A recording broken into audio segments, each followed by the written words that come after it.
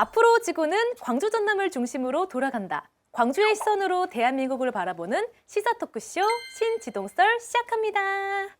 안녕하세요. 신지동설에서 진행을 맡은 신혜빈입니다. 네, 신지동설에서 교육청을 맡고 있는 임지석 변호사입니다. 네, 신지동설에서 정선 아리랑을 맡고 있는 김동규 기자입니다. 반갑습니다. 아니요. 일하는 사람, 저도 합니까? 아직 아닙니다. 네, 이따가 제가 말씀드리겠습니다. 아니, 다 하시길래 저 이렇게 근데 교육청을 맡으셨다니 네. 이렇게 욕망을 말씀하셔도 되는 건가요? 아니, 저 교육청 전문 변호사인데. 맡고 계시는군요. 네, 진짜 맡고 있어서 그냥 교육청 맡고 하는 그런 겁니다. 거군요. 우리 지금 이제 김동규 기자처럼 뭔가 막 아부하려고 막 정선아리랑 이런 게 하는 게 아니라 진짜로 그냥 교육청을 맡고 있어서 교육청을 맡고 있는 임지석 변호사입니다. 네, 지금 교육계에서 가장 핫한 분을 저희가 모셨습니다. 네, 게스트를 소개할 텐데요. 그 전에 먼저 정치가 딱딱하게 느껴질 땐 신, 지, 동, 썰. 두 번이나 해주셨어요. 두 번 하시는 분은 처음이신 것 같은데. 신지동 썰썰. 네. 네, 교육대 총장부터 교육감까지 교육 현장에서만 40년 넘게 달려오신 분입니다. 2022년 당선 이후에 AI 교육원 개원, 꿈드림이 바우처, 10년 만에 수능 만점자 배출까지. 지금 광주 전남 교육 통합의 한가운데 서 계신 광주 교육감 이정선 교육감님을 모시겠습니다. 안녕하세요. 안녕하십니까. 반갑습니다. 이정선입니다.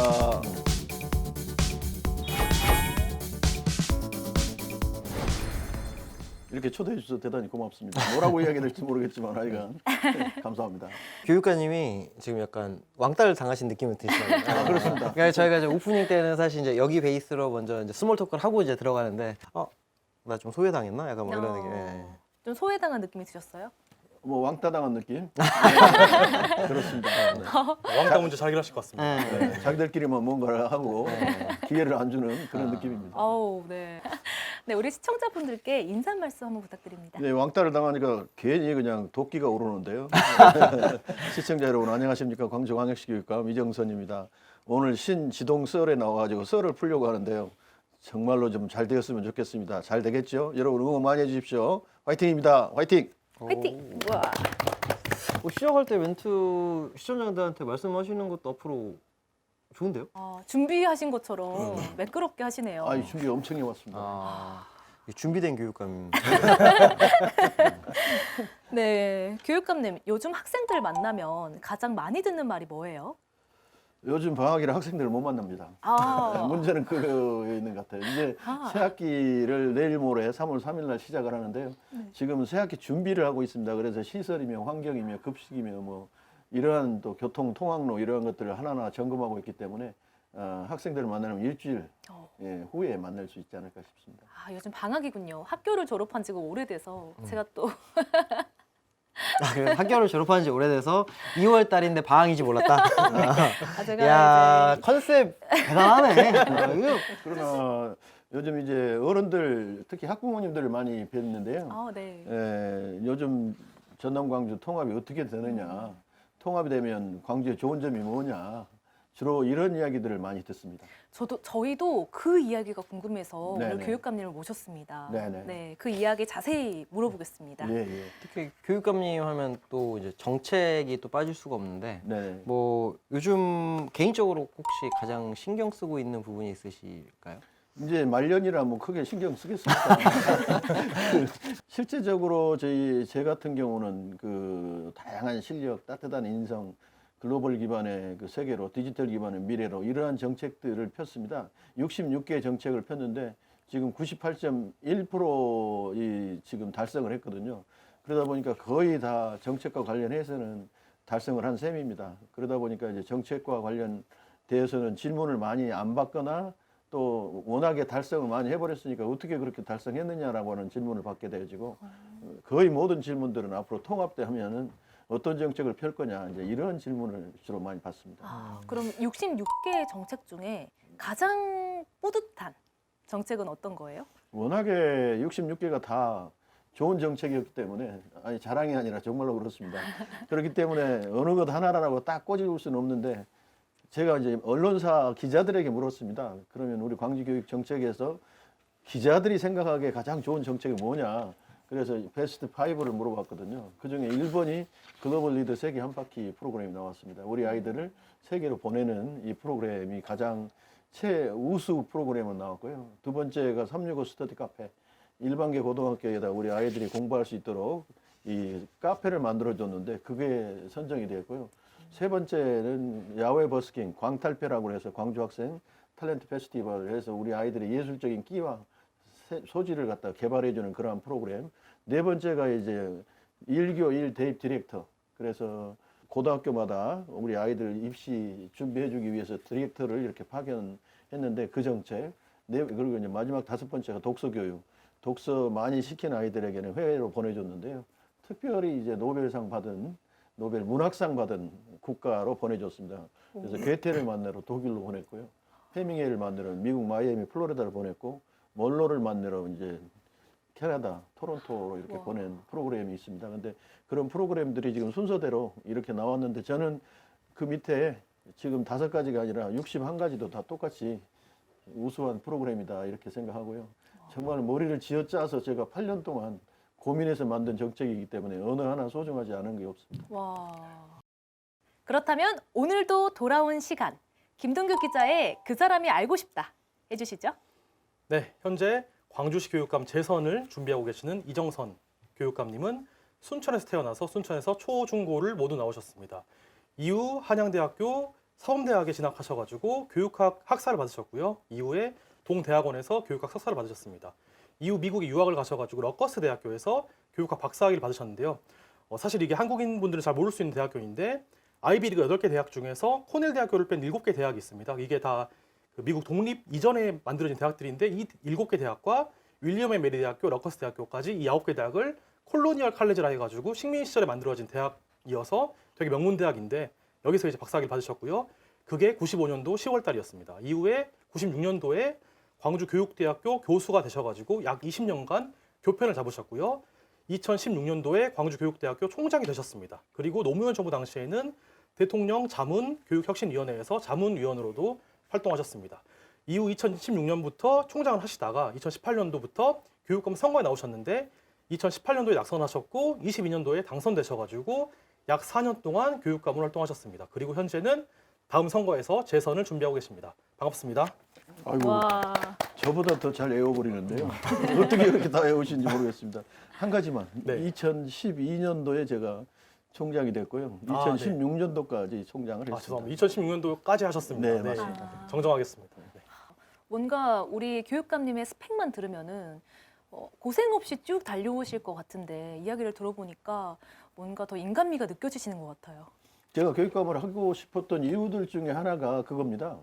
저처럼 수저도 없는 사람이 열심히 노력하면 누구나 다 진심이만 있으면 성공할 수 있다라고 네. 하는 그런 사람들의 롤 모델이 되고 싶다. 더군다나 저는 이제 광주가 혈연, 지연, 학연이 없는 그런 사람이거든요. 그러다 보니까 혈연, 지연, 학연도 없는 사람이 광주에 와서 누군가는 꿈을 이루는 방법을 알려줘야 되고 성공한 그 사례를 보여줘야 되는데 제가 그러한 사례 내지는 그런 꿈을 실현하는 사람이 되고 싶다라고 하는 강한 의지가 한편으로는 제가 교육감이 되기까지 했었고 총장 됐을 때도 그런 생각을 했었는데 총장과 그래서 교육감을 하게 되었는데요. 여태까지도 잘 왔지 않는가 저는 그렇게 생각합니다. 최근에 보니까 이제 공약도 거의 다 이제 98%까지 이루셨고 지난해 수능에서는 10년 만에 만점자도 나왔습니다. 그래서 막 그분이 강연도 하고 이렇게 했는데 지금 이 순간 광주 교육이 달라졌다고 느끼는 어떤 것들이 있는지 그리고 실제 교육 현장의 현실에 대해서도 좀 말씀해 주시면 감사할 것 같습니다. 실제로 수능 만점 10년 만에 나왔지 않습니까? 그것도 이제 그 일반계 고등학교 인문계에서 나왔는데 정말 그 친구 뛰어난 친구고 정말 성실하고 인간성도 정말 좋은 친구고 활동도 다양하게 해서 공부만 딱 해가지고 시험 봐가지고 이렇게 공부 잘하는 사람들의 그 단점으로 나타나는 그런 것이 하나도 없는 학생이 바로 수능 만점 맞은 그런 학생인데요. 그럼에도 불구하고 제가 아까 365 스터디 카페 이야기했는데 이 환경이나 공간을 변화시켜 가지고 사람의 의식을 바꿔보자라고 하는 의도에서 그게 나왔거든요.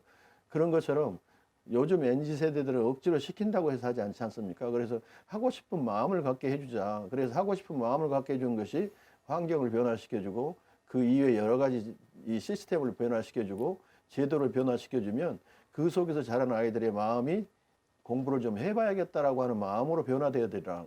그러한 결과가 수능 만점으로 나왔고 수능 만점 말고도 학부모님들이 원하는 의치학 한계열이 1.5배가 올라가 버렸고 또 상급학교 진학률이 올라가 버렸고 기초학력 미달률이 1% 미만으로 떨어져 버렸고 이러한 것들은 그러한 여러 가지 것들이 함께 어울려서 이렇게 나타나는 결과 성과가 아니겠느냐 저는 그렇게 봅니다. 지난 3년 동안 이제 세계 35개국에 1,200명 넘는 이제 학생을 보내셨는데 일단은 학생들이 어떤 변화가 있었는지 좀 궁금하고 또 여기도 예산 문제에 대해서 약간 이제 학교 시설 개선이나 다른 데 쓰는 게 낫지 않냐는 의견이 좀 있더라고요. 그래서 네. 그 부분도 좀 궁금합니다. 네, 지난 3년 반 동안에 1,231명을 35개 국가에 걸쳐서 45개의 주제로 글로벌 리더 세계 한 바퀴 프로그램을 운영을 했습니다. 이거를 운영한 이유는 광주라고 하는 이 도시를 지도를 놓고 보면 한반도의 서남쪽에 치우쳐 있는 세계화되어지기에는 굉장히 거리가 먼 도시이고 이러한 것을 탈피하기 위해서는 뭘 해야 되는가? 외국으로 많이 나가야 되고 외국의 아이들이 많이 와야 합니다. 서로 교류가 많이 있어야 되는데 실제로 교류를 하고 있는 경우가 거의 없었어요. 저희가 취임했을 때. 그래서 제가 물론 유학파이기도 합니다만은 그러한 것을 탈피할 수 있는 방법이 뭐겠는가? 가능한 많은 사람을 외국으로 내보내자. 전남 경우는 글로컬이라고 하는 행사 하나 한 번을 치르는데 165억을 썼습니다. 우리는 첫 해에 글로벌 리더 세계 한 바퀴 하는데 40억을 썼는데 3년 동안에 가서 100억이 안 됩니다. 그러면은 100억이 안 되는 돈을 가지고 1230명이나 되는 31명이나 되는 아이들을 외국으로 내보내는 것 글로벌화 하는데 어느 것이 더 도움이 되어지는가 이걸 놓고 본다면 결코 100억도 안 된 돈으로 그렇게 하는 것이 무리가 아니다. 그런 점에 있어서 글로벌 리더 세계 한 바퀴 프로그램은 건물 시설 더 짓는 것보다 훨씬 몇 배의 가치 있는 일이다. 저는 이렇게 생각하고 예산 투자의 우선순위를 지금도 해라 한다면 거기다 둘 거다. 이렇게 말씀을 드립니다. 저는 또 개인적으로 사실 올해 1월 초에 그 전국 최초로 AI 교육원을 개원하셨잖아요. 그러니까 지금 이제 광주 자체가 AI나 이런 좀 최신 IT 기술에 좀 특화를 하려고 하고 있고 하는 시점에서 이제 만들어지긴 했는데 그러면 실제적으로는 학생들한테 혹시 뭐 어떤 변화가 생기는지 네. 여쭤봐도 될까요?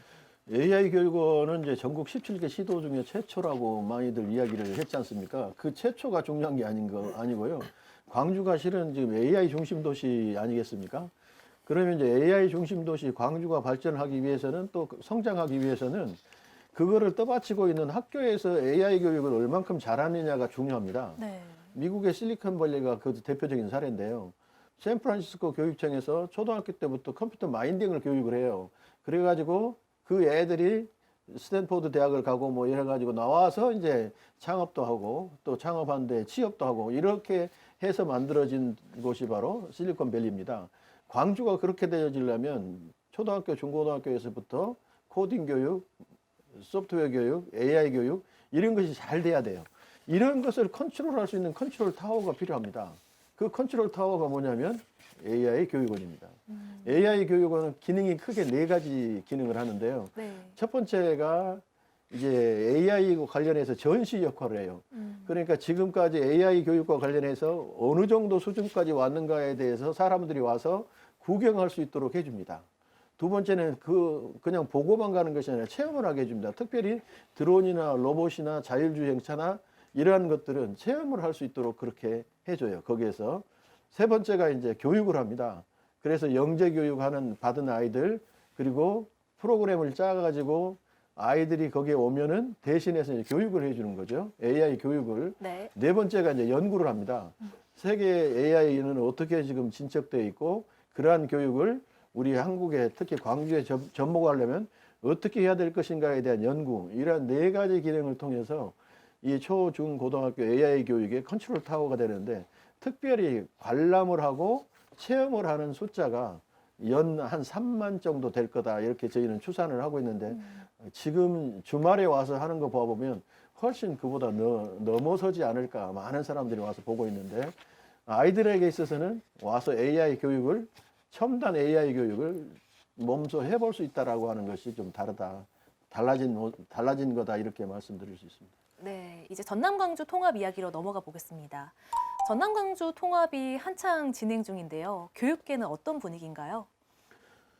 이제 환영하는 측도 있고 또 우려하는 측도 있고 아마 이런 것 같습니다. 광주는. 근데 전남은 또 환영하는 것이 더 많은 것 같습니다. 그 이유 중에 하나가 광주는 통합돼 가지고 크게 얻을 게 있느냐라고 하는 회의감이 좀 있는 것 같고요. 전남은 통합이 되어지면 얻을 게 많다. 도시 지역의 교육 인프라가 조금 더 잘 갖춰져 있으니까 이러한 교육 인프라가 전남까지 이렇게 접목이 되어지면 전남 교육이 조금 더 수준이 향상되지 않겠나? 뭐 이러한 기대도 좀 있는 것 같습니다. 학생들에 대한 지원을 생각해 보면은 이제 광주는 1년에 100만 원씩 주고 있는데 전남은 월 10만 원씩이니까 좀 많잖아요. 그런데 그렇습니다.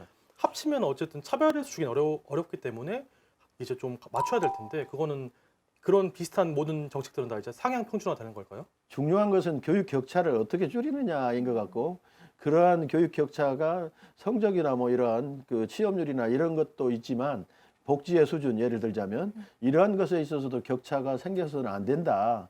이러한 생각들을 많이 하기 때문에 재정을 더 많이 필요로 할 거다. 그래서 이제 앞으로 얼마의 지원이 될지 모르겠지만 통합으로 인해서 오는 인센티브 재정적인 지원은 그런 데 써야지 않느냐 이런 생각들을 하고 있는 것 같습니다. 네, 그렇게 되면 좀 우려가 지금 10만 원씩 전남 학생들이 받고 있잖아요. 이게 기본소득의 일종으로 받고 있는데 네네. 이 기본소득이 전남 학생들에게 지급되는 게 이제 아무래도 사교육을 받지 못하고 교육 인프라가 마련되지 않은 곳에서 공부하는 학생들을 위해서 그 격차를 이렇게라도 줄여보자라는 의미로 지급하는 거잖아요. 근데 광주 전남이 통합됐다고 해서 그걸 또 광주에도 준다면 그 의미가 좀 사라지는 게 아닌가라는 생각도 듭니다. 굉장히 날카로운 말씀인데요. 일단은 그럼에도 불구하고 광주의 꿈드림이와 같은 교육복지 정책은 사용할 수 있는 범위가 바우처로 주기 때문에 이 사용할 수 있는 범위가 제한되어 있습니다. 그래서 아무렇게나 쓸 수 있는 건 아니고요. 전남도 그러리라고 생각합니다. 네. 그래서 사용처를 어떻게 정하느냐에 따라서 그 취지를 동일하게 이렇게 만들 수 있느냐 없느냐 이게 달라지지 않을까 생각합니다. 전남은 농어촌 소규모 학교가 많고 광주는 도시형 교육 문제가 핵심입니다. 이 성질이 다른 두 가지를 통합하면 이 두 가지를 다 챙길 수 있을까요? 이제 두 개를 화합적으로 이렇게 통합하자는 것이 아니고요. 전남의 소규모 학교는 소규모 학교에 그대로 활용을 하고 광주의 도시형 학교는 도시형 학교대로 운영을 하고 하는 것이 병립형 통합이죠. 쉽게 이야기하면 같은 성질의 것은 같이 통합을 하겠지만 서로 다른 성질의 것은 통합을 할 수가 없지요. 소규모 학교는 소규모 학교 나름의 장점이 있습니다. 친밀한 이 교사와 학생 간의 배움의 관계가 가능하고요. 한 선생님이 소규모 학생들을 더 세밀하게 지도를 하기 때문에 정말로 배움다운 배움이 일어날 수 있는 장점이 있습니다. 물론 소규모 학교를 통폐합해 가지고 사회성을 증진시킬 수 있는 여러 가지 방법들도 있긴 하나 장점은 장점대로 살리는 것이 통합을 하더라도 전남 교육의 특성을 살리는 거다 이렇게 생각하고 전남 교육이 여태까지 소규모 학교를 장점을 살리기 위해서 여러 많은 노력들을 해왔기 때문에 통합이 되더라도 그건 그대로 살려야 된다라고 생각을 하고요. 광주는 광주가 가지고 있는 이 도시형 학교의 장점들 그대로 살리면 가능합니다. 오히려 광주에 과밀 학급이 있는데 이런 데에는 찬밀이나 운수초등학교 같이 학교를 신설해야 되는 경우는 신설을 해야 될 필요가 있어서 조금 더 소규모화하는 작업들이 필요할 건데 핵심적으로 말씀드리고 싶은 것은 광주는 광주형대로 전남은 전남형대로 통합이 되더라도 운영을 하는 것이 이 둘 다의 장점을 살리는 방법이다 이렇게 봅니다. 그러면 이제 차기 전남 광주 교육감으로서 만약에 이거는 꼭 해결해야 된다라고 하는 게 딱 하나만 꼽는다면 어떤 게 있을까요? 일단은 교육 격차를 해소해야 한다라고 생각해요. 광주하고 전남 간에 지금 벌어져 있는 이 큰 차이를 전남의 수준을 끌어올려 가지고 최소한 광주만큼은 올려줘야 되지 않을까. 그것이 초대 교육감의 이 사명이다 저는 이렇게 봅니다. 그렇다면 교육감님이 전남 광주 통합 교육감의 적임자라고 생각하시나요? 제가 지금까지 쌓아온 스펙을 봐보면 여러 많은 교육과 관련된 연구도 많이 했다라고 저는 생각해요. 지금까지 반평생을 교육학만 했고 교육 한 길을 걸어왔고 교육과 관련해서도 많은 연구도 했고 고민도 했고 또 행정 경험도 있고 고등교육에 대한 행정 경험도 있고 교육감으로서 경험도 있기 때문에 적임자라고 말할 수는 없지만 자격은 갖추고 있지 않는가 저는 이렇게 보고 그거는 시도민들이 결정하는 거기 때문에 제가 하고 싶다고 해서 하는 것 하기 싫다고 해서 하는 것도 아닌 것 같습니다. 겸손하게 말씀해 주셨군요. 적임자인지를 잘 모르겠으면 또 어떤 분이 적임자라고 생각하십니까? 아까 말씀드린 것처럼 큰 틀에서 네네. 광주 전남을 다 아우를 줄 아는 사람이 적임자 아닐까 싶습니다. 그러신 분이 혹시 후보자분 중에 있나요? 그 사람들을 다 잘 모르기 때문에 누구라고 말씀드리기는 어렵지 않을까. 그거는 국민이 선택하지 않겠습니까? 그럼 교육감님께서 가장 힘들었던 순간 혹은 가장 큰 위기라고 느꼈던 때는 언제인가요? 네, 저는 매 순간이 다 힘들었고 매 순간이 다 고난의 순간이었습니다. 제 좌우명이 시련받지 않는 삶은 가치가 없다입니다. 그래서 그런지 시련이 정말 많습니다. 고등학교 때 먹을 것이 없어서 기숙사에서 라면 끓여 먹다가 사감 선생님한테 전기 번외로 썼다고 뒤지게 혼난 것도 이 고난의 시작이었고요. 이 서울에서 대학 다닐 때 먹을 것이 없어가지고 우리 그때 빈대에 붙는다고 그러잖아요. 친구들한테 빈대 붙어가지고 맨날 혼나고 이런 것도 고통스러웠던 일들이고요. 미국 유학 가가지고 매 순간 하나하나가 다 밤 안 자고 또 아르바이트하고 하는 것들도 다 고통의 순간이고 또 그것 말고도 이제 한국에 와서 총장도 한 번 떨어졌거든요. 교육감도 한 번 떨어졌죠. 그러니까 이 떨어질 때마다 이것은 다 고통이었는데 그것 말고도 또 교육감 되면서 선거하고 후유증으로 굉장히 많이 힘들었습니다. 또 교육감 하면서도 워낙에 많이 두들겨 맞고 했기 때문에 이것도 또 힘들었고요. 아주 큰 고통이었죠. 뭐 그렇다고 해서 쓰러지거나 좌절하거나 그럴 정도까지는 아니었지만 그래도 굉장히 큰 고통들이었는데 그러한 시련과 고통들이 올 때마다 그러한 것처럼 삶의 가치를 더해주기 위해서 이런 고통을 주는구나 이런 생각을 하고 나름 이렇게 극복을 해서 여기까지 왔지 않는가 생각을 합니다.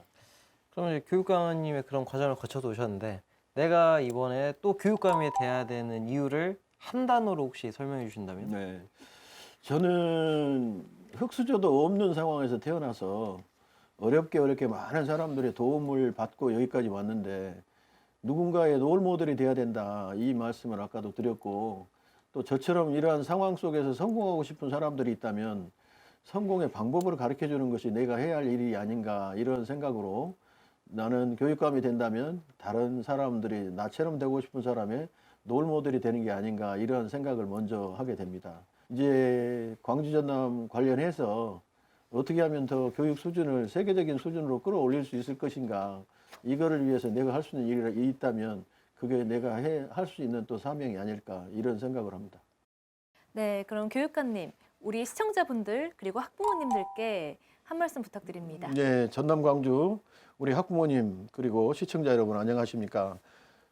아이는 마을 사람이 함께 기른다라고 합니다. 그리고 광주 전남 교육은 우리 광주 전남 시민이 함께 만듭니다.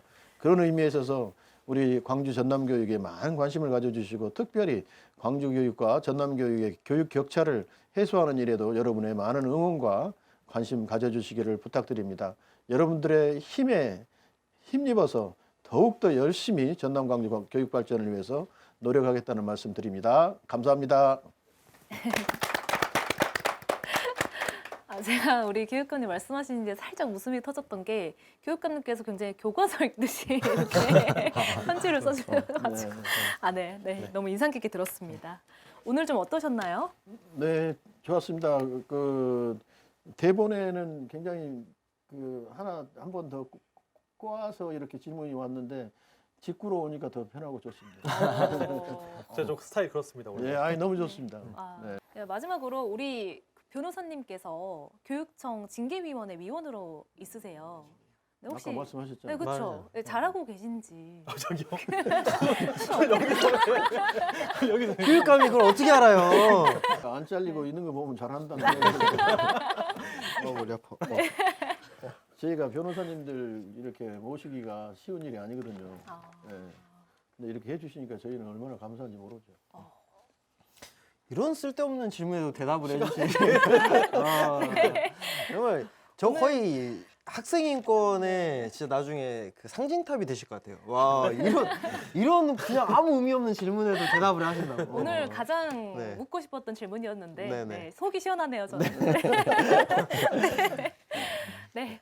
오늘은 광주광역시 이정선 교육감님과 함께 전남 광주 통합을 앞두고 교육에 관한 이야기 자세히 들어봤습니다. 그럼 오늘은 여기까지. 정치가 딱딱하게 느껴질 땐 신! 지 동. 썰. 네, 저희는 다음 시간에 더 깊이 있고 재미있는 이야기로 찾아오겠습니다. 시청해주신 여러분 고맙습니다. 고생하셨습니다. 고맙습니다.